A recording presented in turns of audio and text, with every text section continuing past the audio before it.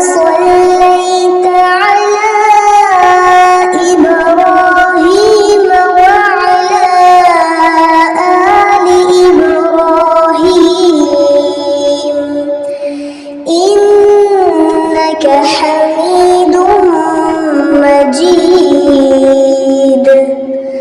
اللهم بارك على محمد وعلى آل محمد كما باركت على إبراهيم وعلى آل إبراهيم إنك حميد مجيد. بسم اللہ الحمد للہ والصلاة والسلام علی رسول اللہ. رب اشرح لی صدری ویسر لی امری واحلل عقدۃ من لسانی یفقہوا قولی. ناظرین السلام علیکم ورحمۃ اللہ وبرکاتہ. سیرت النبی صلی اللہ علیہ وسلم انگلیوں پر اہم واقعات کو یاد رکھیے آسان طریقے سے. 5 منٹس کی سیریز ہے یہ. سبق نمبر 6 5واں سال. اس سبق کے 3 حصے ہیں. ظلم و ستم عروج پر، ہجرت حبشہ، قریش ناکام. تو ہم لیتے ہیں پہلا حصہ، ظلم و ستم عروج پر کب ہوا. نبوت کے 4تھے سال میں ظلم و ستم شروع ہوا اور تقریباً ہر صحابی پر ظلم کیا گیا. ظلم و ستم کا یہ سلسلہ ہفتوں مہینوں ہی نہیں بلکہ اس سے بھی زیادہ چلتا رہا. جو صحابہ غریب یا غلام تھے ان پر تو ظلم کی حد کر دی گئی، جیسے بلال، صہیب، خباب، یاسر، سمیہ، عمار رضی اللہ عنہم وغیرہ.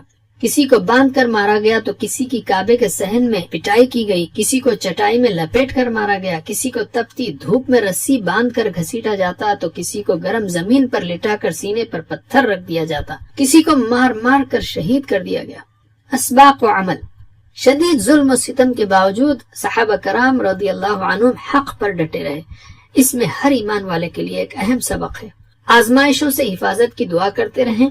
آزمائش آ جائے تو استقامت کی دعا مانگیں. علم. ویڈیو روکیے اور ایک دوسرے کو سکھائیے. اب ہم لیتے ہیں دوسرا حصہ، ہجرت حبشہ. کیوں ہوئی اور کب ہوئی؟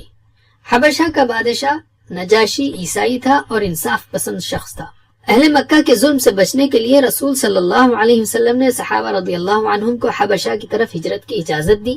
نبوت کے 5ویں سال رجب کے مہینے میں تقریباً 11 مردوں اور 5 عورتوں نے پہلی ہجرت کی. یہ لوگ 2 تجارتی کشتیوں میں سوار ہو کر حبشہ چلے گئے. قریش نے پیچھا کیا لیکن نامراد ہوئے. 2 ماہ بعد انہیں یعنی مسلمانوں کو غلط خبر ملی کہ اہل مکہ کے لوگ ایمان لا چکے ہیں. خوشی میں وہ واپس آ گئے اور مزید سخت حالات کا سامنا کیا، اس لیے کہ خبر غلط تھی. مکے میں جب ظلم انتہا پر پہنچ گیا تو سن 6 نبوی کے شروع میں تقریباً 100 صحابہ نے حبشہ کی طرف دوسری ہجرت کی. اہل مکہ نے ان کو روکنے کی کوشش کی لیکن وہ ناکام رہے. اسباق کیا لے سکتے ہیں ہم اور عمل کیا کر سکتے ہیں؟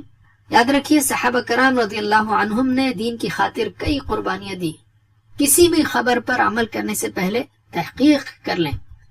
ظلم سے بچنے کے لیے اپنے دین پر عمل کرتے ہوئے ہر اچھے انسان سے مدد لی جا سکتی ہے. علم. اب ہم لیتے ہیں تیسرا حصہ، قریش ناکام حبشہ میں. مسلمانوں کی حبشہ کی جانب ہجرت سے قریش کافی پریشان ہوئے.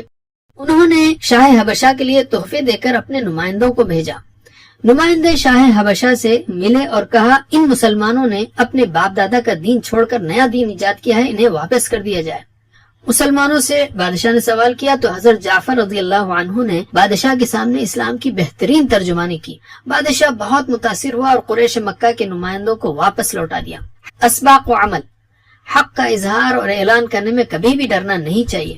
سوالوں کا جواب حکمت کے ساتھ سوچ سمجھ کر دیجیے. جو لوگ حق کو جانتے ہیں وہ کبھی بھی حق کا ساتھ دینے میں پیچھے نہیں ہٹتے. علم. اب ہم لیتے ہیں قرآن و حدیث.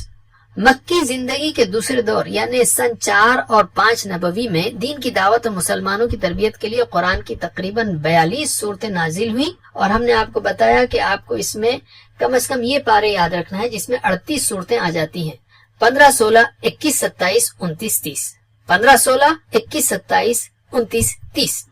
حدیث یاد رکھیے کتنی عجیب بات ہوگی کہ ہم محمد صلی اللہ علیہ وسلم کے کاموں کے بارے میں تو سنیں، لیکن آپ نے جو صحابہ کو اور عام لوگوں کو نصیحتیں کی ہیں اس سے غافل رہیں۔ اس لیے روزانہ کچھ وقت حدیث پڑھنے کے لیے ضرور نکالیے۔ تو ہم اعادہ کرتے ہیں، نبوت کے 5ویں سال کے ہم نے 3 اہم موضوعات سیکھے۔ اب دائیں ہاتھ کی 5ویں انگلی کے 3 حصوں پر ان کی مشق کیجیے۔ ظلم و ستم عروج پر، ہجرت حبشہ، قریش ناکام۔ ظلم و ستم عروج پر، ہجرت حبشہ، قریش ناکام۔ اللہ سے دعا ہے